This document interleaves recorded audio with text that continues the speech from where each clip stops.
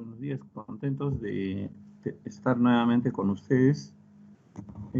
Bueno, en esta ocasión voy a presentar a un colega y amigo de Brasil, de la Universidad de Santa Catarina, Cristian Sechinel, que viene a compartir lo que ha desarrollado en estos tiempos, bueno, y que ahora en este contexto, en esta coyuntura, se hace muy importante, el ver lo de analíticas de aprendizaje. Bueno, entonces, sin mayor preámbulo, bienvenido, Cristian. Muchas gracias por aceptar la invitación. Bueno, y aquí estamos atentos a tu disertación. Bienvenido. Gracias, Klingi. Bueno, muchas gracias por la invitación. Ya es un gusto estar acá con ustedes. Buenos días para ustedes. Acá en Brasil, buenas tardes, ¿no? Porque estoy acá en el comienzo de la tarde acá. Voy a compartir mi pantalla. La idea de la charla es presentar algunas de las iniciativas que nosotros estamos desarrollando acá en Brasil, en colaboración con algunas universidades, pero también pasar un poquito de una idea general de lo que sería el área esa de analíticas de aprendizaje. A ver, ¿dónde voy a poner acá?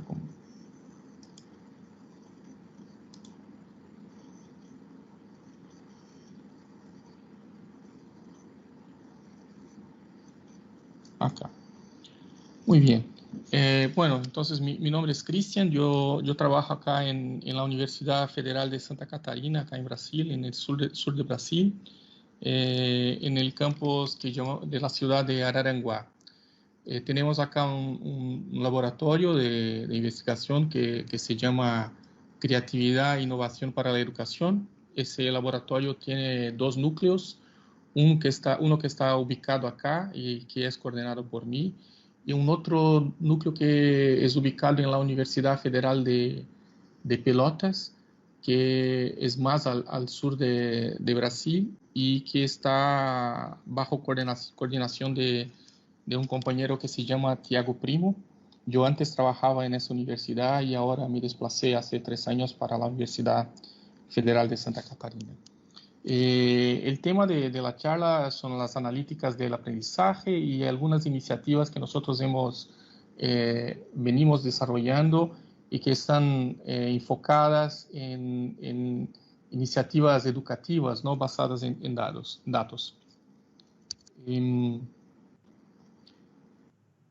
Bueno, es que la verdad es que todo ese tema de analíticas, y no solo del aprendizaje, pero analíticas en general, tiene que ver con el valor que nosotros tenemos en los datos, ¿no? Porque los datos revelan muchas cosas acerca de nosotros, nuestras emociones, actitudes, la ubicación de nosotros, afinidades, las conexiones que nosotros tenemos, intenciones también que tenemos, por ejemplo, de comprar cosas, de hacer cosas, ¿no?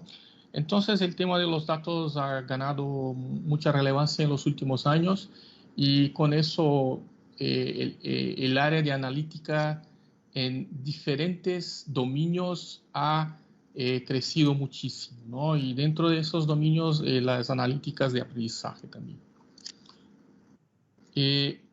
La verdad es que los datos ya están siendo recogidos por medio de diferentes apps, sensores y sistemas, y muchos de nosotros a veces no estamos al tanto de que eso está ocurriendo, pero nuestros datos ya están siendo recogidos de manera general por casi todos los aplicativos que nosotros tenemos instalados en nuestras computadoras y teléfonos, ¿no? Las redes sociales recogen nuestros datos, los aplicativos que nosotros instalamos en nuestros móviles. Cuando vamos a un supermercado, pagamos con una tarjeta, nuestros datos están ahí, van siendo almacenados por los sistemas y al fin muchas de las recomendaciones que nosotros recibimos en línea tiene que ver con el percurso que nosotros hemos por el percurso que nosotros hemos percorrido, ¿no? Pero por los datos que nosotros vamos dejando a lo largo de esos percursos. Hay también ahorita una nueva ola de nuevos equipos que sirven también para recoger datos, que son los sensores, que han bajado muchísimo el costo, y con eso muchos experimentos que antes no eran posibles de hacer empezaron a ser hechos porque está más factible comprar sensores para hacer ese tipo de experimentación. Nosotros tenemos una gran cantidad de datos y la analítica viene con la idea de intentar organizar un poquito esos datos para que luego que los datos estén organizados, nosotros logremos tomar decisiones acerca de los datos que están almacenados, ¿no? Ya hay así como una cierta dificultad de generar conocimiento acerca de los datos, ¿no? Pero eso tiene que ver con grados que van aumentando de dificultad. La idea es que de manera general nosotros estamos muy acostumbrados con una analítica que es más descriptiva, que tiene que ver con lo que ha ocurrido, lo que ha acontecido, ¿no? Pero en los últimos años las analíticas han avanzado a una idea más prescriptiva, es decir, saliendo de lo que ha ocurrido, lo que ha pasado, para comprender lo por qué las cosas han pasado como pasaron, empezar a hacer predicciones de lo que va a pasar y más, predicciones de cómo nosotros podemos hacer con que algo ocurra. Entonces, está saliendo de una idea más descriptiva de las cosas para algo que tiene que ver con la predicción y también una cierta interferencia en lo que va a ocurrir, ¿no? Y por supuesto que cuanto más difícil es interferir en las cosas que van a acontecer, más valor se empiezan a dar en los modelos y los softwares y aplicativos que van siendo desarrollados, ¿no? Y como les comentaba, esos datos ya están siendo largamente utilizados en diversos seguimientos y de las más variadas formas. Yo creo que lo más común que nosotros tenemos en cuenta es cuando entramos en un sitio web y compramos algo en línea, luego el sistema ya empieza a recomendar cosas que son similares a lo que hemos comprado o consultado, ¿no? Yo les comento acá dos películas que son muy interesantes y que están en Netflix y que hablan un poquito de cómo nosotros vamos dejando nuestras, como decir en español, nuestras pegadas en los sistemas por donde vamos pasando, dejando trazos de nosotros, vestigios de nosotros en los sistemas en que vamos pasando y cómo eso viene siendo utilizado para vendernos cosas, ¿no? Entonces, esas dos películas son muy interesantes porque apuntan un aspecto más peligroso de lo que viene ocurriendo con los sistemas que recogen los datos. Y eso también nos preocupa un poco porque cuando estamos trabajando con aspectos educativos tenemos que tener mucho en cuenta los aspectos de privacidad y de legalidad de lo que se está haciendo, ¿no? Pero lo que pasa es que con el tema de que los datos han empezado a ganar fuerza y relevancia en el contexto mundial, ha surgido un nuevo tipo de profesional. Y ese tipo de profesional es el llamado de cientista de datos, que podemos decir que es una persona que es un poco mejor en estadística que un ingeniero de software, pero es mejor en ingeniería de software que en un estadístico. Es una persona que está en el medio del camino entre alguien que conoce bien la computadora y que sabe programar, pero que está más preocupado con la generación de modelos de predicción, de clasificación, de agrupamiento, ¿no? Que conoce estadística, pero que no es bien un estadístico, pero que necesita de estadística.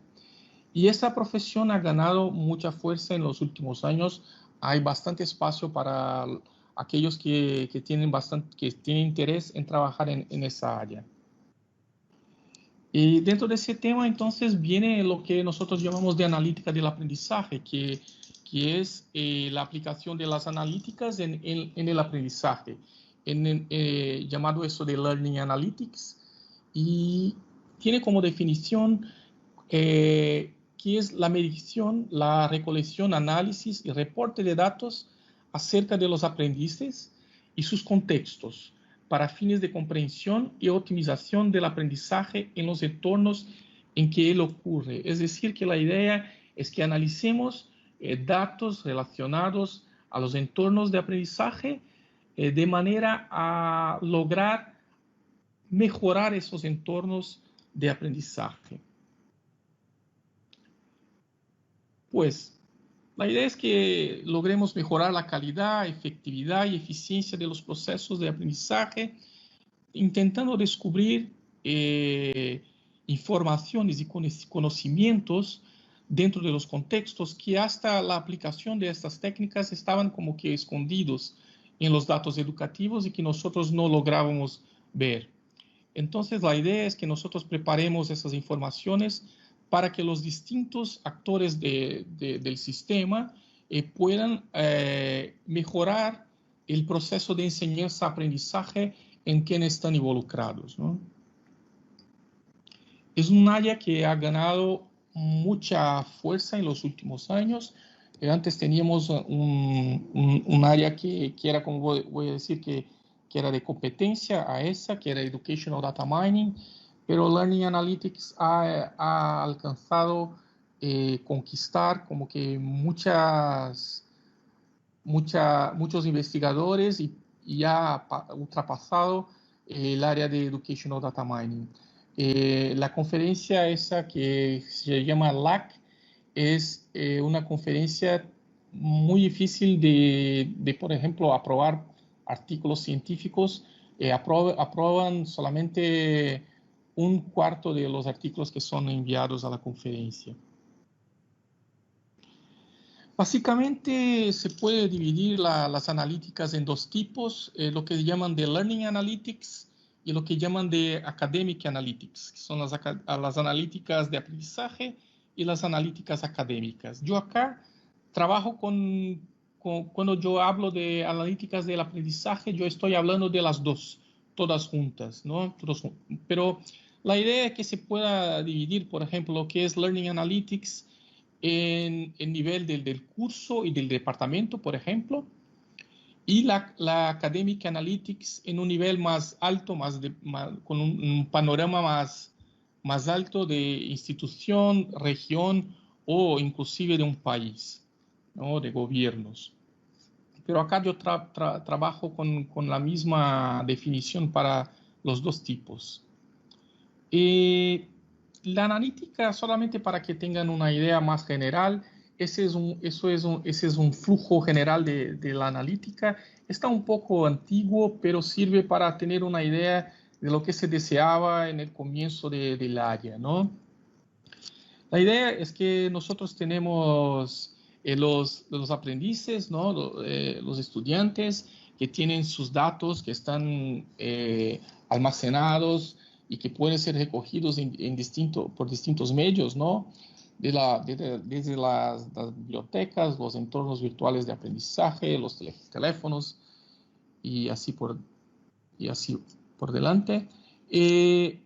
Pero tenemos también la posibilidad de hacer la construcción de un currículum que sea inteligente, que esté conectado y que utilice datos semánticos, ¿no? La idea es que los estudiantes, una vez que nosotros tengamos los datos de los estudiantes, y acá me refiero solamente a los estudiantes, pero eso sirve también para, por ejemplo, profesores, instituciones, ¿no? Nosotros podemos generar un perfil de ese estudiante, ¿no? y juntamente con un análisis de datos basado en distintas técnicas, ¿no? Generar modelos que son modelos predictivos y que pueden ayudar, esos modelos pueden ayudar a personalización de los entornos, ¿no? Entonces, esos modelos pueden servir para que yo pueda adaptar un currículo, personalizar una ruta de aprendizaje o hacer una intervención en un estudiante que, por ejemplo, esté en riesgo, ¿no?, de ser reprobado. Con eso, tras hacer una personalización, yo tengo condiciones de retroalimentar mi currículum de manera inteligente y mejorar ese currículo basado en las mejorías que yo hice en el sistema de enseñanza-aprendizaje, ¿no?, o en el flujo de enseñanza-aprendizaje. Entonces, la idea es que las analíticas puedan ayudar los distintos actores de ese sistema, ¿no? Por ejemplo, un estudiante puede, con la ayuda de las analíticas, conocer su posición, relación, su grupo o su turma, recibir recomendaciones de caminos de aprendizaje que sean personalizados a sus necesidades o recibir recomendaciones de recursos para los contenidos en que está enfrentando dificultades. Puede con eso ganar más autonomía en el proceso de autoaprendizaje y también más conocimiento sobre su estatus dentro de un curso o disciplina. Por otro lado, los profesores pueden recibir apoyo por medio de sistemas de monitoreo del curso, que informan, por ejemplo, sobre brechas de contenidos. Puede también recibir reportes de modelos de grupos que puedan llevar a una comprensión compartida de los tópicos del dominio. Los sistemas pueden ayudar a los profesores a identificar estudiantes en riesgo de desempeño o quizás simplemente a identificar a un estudiante que no está participando o no está entrando en el entorno virtual. Puede ayudarle a recomendar recursos didácticos personalizados también, ¿no? Basados en las necesidades de los estudiantes. Y incluso ayudarle a hacer una evaluación facilitada de estrategias pedagógicas, con un sistema que te permita hacer comparaciones entre el comportamiento del estudiante. Un profesor puede testar diferentes abordajes, estrategias pedagógicas y verificar, por ejemplo, si el desempeño de un estudiante o de un grupo ha mejorado o peorado tras esa intervención. Desde el punto de vista de las instituciones y gobiernos, y las analíticas pueden ayudar a la implantación de políticas públicas que sean basadas en datos, ¿no? Y luego yo voy a mostrarles un ejemplo bastante claro de cómo eso puede ocurrir. Puede ayudar también que las instituciones tengan una mejor comprensión del funcionamiento de sus currículos, ¿no? Y por supuesto, cuando eso ocurra, puede ayudarles a mejorar los currículos, ¿no? Una estrategia que sea bien construida con la colaboración de los distintos actores y profesores dentro de una institución puede incluso ayudar a bajar las tasas de evasión y retención, ¿no? Y también hacer diagnósticos de necesidades específicas para mayores inversiones. Yo le preguntaba a Kling antes de la charla de dónde venían las personas que por ventura iban a escuchar la charla, ¿no? Y me dijo que tienen de los más distintos tipos, desde profesores a estudiantes, ¿no? Entonces yo preparé acá una introducción de las técnicas y métodos que son generalmente utilizados en los proyectos que trabajan con analíticas.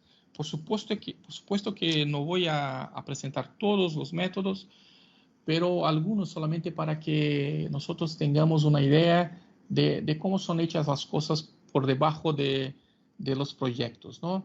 Entonces, yo podría decir que las 4 principales áreas que trabajan dentro de la analítica de aprendizaje son la estadística, la minería de datos, el análisis de redes sociales y la visualización de datos.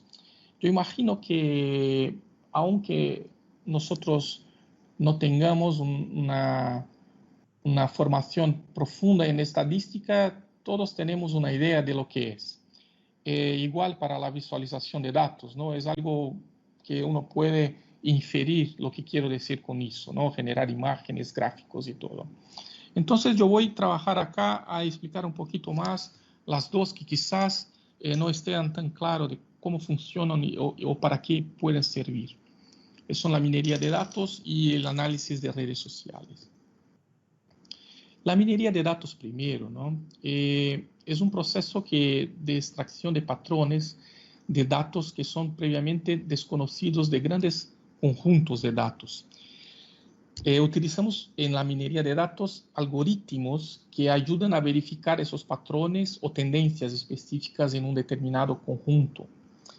Es decir, que en datos que son solamente informaciones, intentamos sacar de ahí algún conocimiento, ¿no? Tenemos 3 principales tareas en la minería de datos. La clusterización, que también puede ser traducido como agrupamiento, la clasificación y la asociación. Yo voy a hablar un poquito muy rápidamente de cada una de ellas. Lo que es la clusterización. La clusterización segmenta un conjunto de datos heterogéneo, es decir, busca formar grupos de objetos con alta similaridad. Entonces, imaginemos ese conjunto acá. Tenemos lo que está en amarillo, que son los círculos, las pirámides que son verdes y los cubos que son rojos, ¿no? Entonces, están todos mezclados, pero hay un patrón por detrás de eso, ¿no? Entonces, tras aplicar un método de clusterización, nosotros tenemos algo así, ¿no? Los 3 grupos bien separados y aislados, ¿no? Y cada uno separado por características que los une, ¿no? Entonces, cuando hablamos de clusterización, no tenemos una clase que es una clase target, pero lo que tenemos son una mezcla de un conjunto de datos todo mezclado, y queremos saber lo que hay dentro de ese conjunto, ¿no? ¿Cuáles son las clases que hay ahí dentro? ¿O cómo puedo separarlas, ¿no? Y luego, hay diferentes estrategias de clusterización, muchos algoritmos, ¿no? CMINS, fuzzy CMINS, la clusterización jerárquica, entre otras. Hay también la tarea que se llama clasificación. La clasificación, yo me imagino que sea la más sencilla de comprender. Utiliza un grupo de datos predefinidos y con eso genera un modelo para nuevas clasificaciones. Ese modelo entonces consiste en patrones utilizados para diferenciar las clases. Por ejemplo, cuando ustedes están leyendo sus correos y el proveedor, el Gmail o Yahoo o el proveedor de su universidad identifica que un correo no es un correo bueno, es un spam, ¿no? Que no debe ser leído, que debe ser ignorado. Esa acción de identificar el correo como spam está siendo hecha por un clasificador. Han utilizado ahí una estrategia de clasificación. Entonces, acá nosotros ya tenemos las clases, ¿no? Y lo que nosotros intentamos buscar es un modelo. Entonces, vemos cuáles son las variables que pueden ayudarnos a construir un modelo. En ese caso, tenemos el color y la forma. Y luego, que llega, nosotros construimos ese modelo, y luego que llega la información, basado en el modelo, tenemos condiciones de decir que esa nueva información que está llegando muy probablemente pertenece a una clase X, ¿no? Entonces es así, por ejemplo, que cuando llega un correo nuevo, basado en el texto de ese correo, ¿no? el clasificador puede decirles que ese sí es un correo bueno o no, eso es un correo, un spam y no debe ser leído, por ejemplo, ¿no? También acá hay muchas tareas, muchos algoritmos de clasificación, redes neuronales, redes bayesianas, árboles de decisión, máquinas de vectores de soporte, hay una infinidad de algoritmos, ¿no? Por último, tenemos lo que llamamos de asociación. Y la asociación nosotros vemos mucho en los supermercados. Es la identificación de ítems de un mismo dominio, de lo mismo dominio de aplicación que ocurran juntos con determinada frecuencia en la base de datos. Es decir, cuando algo ocurre, otra cosa ocurre junto. Entonces, por ejemplo, acá los consumidores que compraron banana también compraron pan, leche, zanahoria y harina. Es decir, los supermercados, por ejemplo, utilizan mucho eso, ¿no? Para agrupar en un mismo pasillo, ¿no? Los productos que son más comúnmente comprados en conjunto, ¿no? Esa es una técnica también que se utiliza bastante.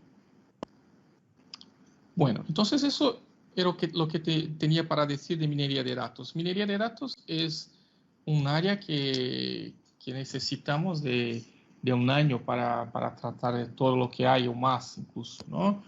Pero acá en algunos minutitos solamente para que tengan una idea más general de lo que hay. Entonces también hay una otra técnica que es bastante utilizada, que es el análisis de redes sociales. Y acá lo que tenemos entonces es un constructo, ¿no? Que es un grafo formado por la interacción entre actores, que pueden ser individuos, organizaciones, y que están relacionados unos con los otros. En un determinado lugar, que puede ser virtual, pero puede que no sea virtual, y también durante un determinado periodo de tiempo, ¿no? Entonces, por ejemplo, acá hay un ejemplo de un grafo, un estudio de redes sociales, de las elecciones, no esas últimas de los Estados Unidos, pero de 2004, en que podemos ver que los demócratas y los republicanos no están hablando mucho, ¿no? Lo que tenemos acá, yo no sé si pueden ver mi mouse, pero lo que tenemos acá a la izquierda son los demócratas, ahora ya no me acuerdo, pero igual. Lo que podemos ver es que los azules no hablan mucho con los rojos. Lo que hay es una conversa entre los que piensan igual y muy poca gente en el medio conversa con las personas que pertenecen al otro grupo, ¿no? Entonces, por ejemplo, ese tipo de técnica puede ser utilizada, por ejemplo, dentro de un entorno virtual para quizás identificar un estudiante que dentro de un foro esté aislado, que no esté hablando con nadie, por ejemplo, ¿no?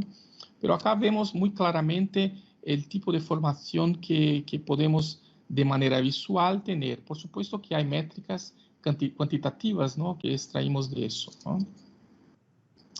Entonces, por ejemplo, acá hay una métrica muy importante que es la centralidad, el grado de centralidad.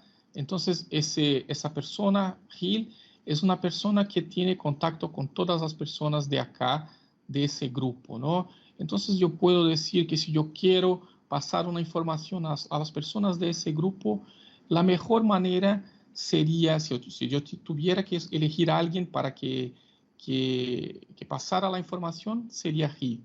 De manera que luego él tiene contacto con todos los otros, ¿no?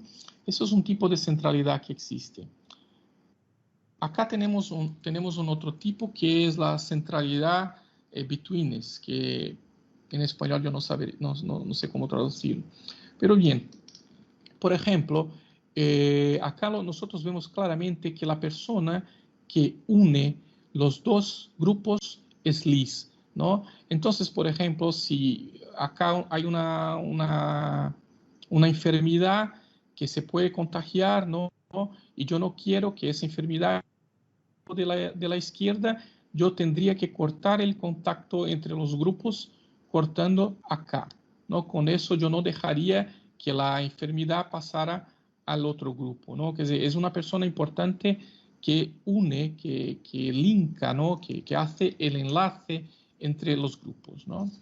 Bueno, eso para tener una idea de lo que es lo que son la análisis de redes sociales, ¿no? Muy bien. Todo lo que yo estoy pasando es muy rápido, ¿no?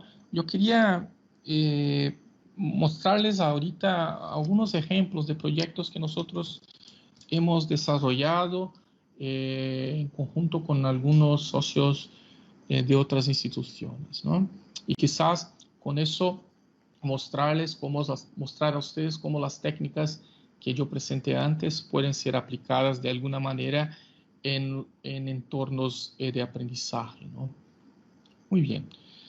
Entonces, acá un proyecto que nosotros tuvimos con las universidades chilenas de Valparaíso, que la idea es auxiliar la adquisición y mejoría de habilidades, encontrando patrones en posturas durante presentaciones de estudiantes. Básicamente lo que hicieron allá fue recoger informaciones corporales de las posturas de los estudiantes durante la presentación de sus trabajos en las disciplinas. Para eso utilizaron el sensor Kinect y recogieron, por ejemplo, si el estudiante durante la charla estaba con las manos levantadas, estaba con las manos cruzadas, los brazos cruzados y cosas así, ¿no? Entonces recogieron las informaciones y nosotros acá en Brasil trabajamos con el análisis de datos, hicimos minería de los datos, ¿no? Entonces, por ejemplo, hemos visto posturas, el secuenciamiento de posturas que más ocurrieron, es decir, cuáles fueron las secuencias de posturas que más ocurrían durante la presentación de los trabajos. También identificamos, por ejemplo, grupos con patrones corporales distintos. Básicamente 3 grupos, un grupo más activo que se movía mucho, un grupo pasivo que se quedaba un poquito más parado y un grupo semiactivo que estaba en el medio de los otros 2. La idea es que, por ejemplo, que eso pueda generar, llegue, ¿no?, a generar un aplicativo que en el futuro el estudiante pueda entrenar y verificar cómo está su presentación y que también los maestros tengan algún tipo de criterio más cuantitativo de lo que entienden o comprenden que es una buena presentación, ¿no? Entonces, un maestro puede decir que no está bien que el estudiante o quizás mismo el maestro, ¿no?, presente su charla o su trabajo con los brazos cruzados durante 40 minutos, por ejemplo. Entonces, con eso se puede extraer métricas que ayuden a, en el futuro, evaluar las presentaciones, ¿no? Ese es un ejemplo de trabajo que utilizó acá la clusterización, que yo les presenté, el agrupamiento, ¿no? Y también la asociación, que es la minería de datos secuenciales. Acá utilizamos otras herramientas como el MATLAB para trabajar. Un otro ejemplo que nosotros desarrollamos acá en la Universidad de Santa Catarina y también en Pelotas, cuando yo trabajaba ahí, que tiene inversión de nuestro Consejo Nacional de Desarrollo Científico y Tecnológico, el CNPq, en la predicción de estudiantes en riesgo de evasión y reprobación. Básicamente acá trabajamos con la idea de que hay una relación en los entornos virtuales, ¿no?, sobre todo entre la cantidad de interacciones que los estudiantes tienen en esos entornos y su desempeño o incluso la posibilidad de que salga, que abandone el curso, ¿no? Entonces utilizamos en ese proyecto logs de los académicos en Moodle y también cuestionarios para verificar si ellos ayudaban a mejorar los desempeños de la predicción. Hemos alcanzado buenos resultados y podemos decir que ya en la segunda, tercera semana se puede con un 90%, 85% de certidumbre predecir si un estudiante se encuentra en una situación de riesgo. Entonces eso quizás en una clase pequeña con pocos estudiantes no sea tan importante porque el maestro ya tiene el feeling de que algo pasa, ¿no? Pero en una sala, una clase con muchísimos estudiantes o en una situación como nosotros nos encontramos ahora, en que todo está funcionando de manera remota, ¿no? Eso le ayude al maestro a conectar o contactar los estudiantes esos que no están entrando en el sistema o que no están interagiendo con el sistema de manera esperada, ¿no? Y acá hay una figura que muestra, por ejemplo, la diferencia entre el número de interacciones en los estudiantes exitosos en los cursos, en ese caso en un curso a distancia, y los estudiantes que abandonaron el curso. Como se puede ver, y eso es una medición de las primeras semanas del curso, las primeras 20 semanas, si no estoy equivocado, en un curso de 2 años. Es decir, que se puede ya de manera temprana predecir cuáles son los estudiantes que van a abandonar el curso, ¿no? Y con eso tomar algunas medidas, como voy a decir, preventivas, ¿no? Acá lo que tenemos son las tareas de clasificación. Utilizamos árboles de decisión, redes neuronales, bayesianas, y trabajamos sobre todo con Python y Java.